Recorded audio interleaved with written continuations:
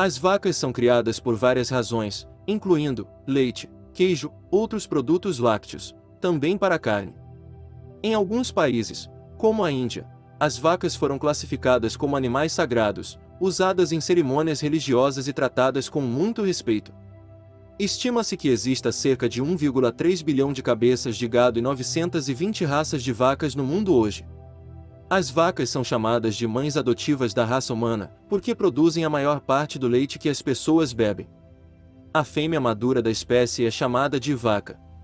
O macho maduro da espécie é chamado de touro. Um grupo de vacas é denominado rebanho. Uma jovem vaca é chamada de novilha. Uma vaca bebê é chamada de bezerro.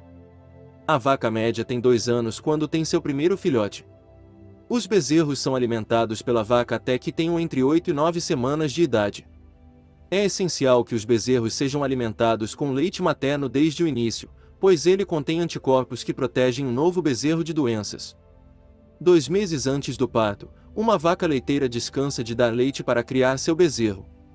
As vacas podem viver até a idade de 25 anos se as pessoas permitirem. Vacas bebem de 25 a 50 litros de água por dia. Isso é quase uma banheira cheia. O gado vive em quase todas as partes do mundo.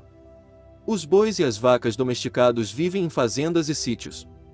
Na Ásia e na África, existe tanto gado doméstico quanto gado selvagem.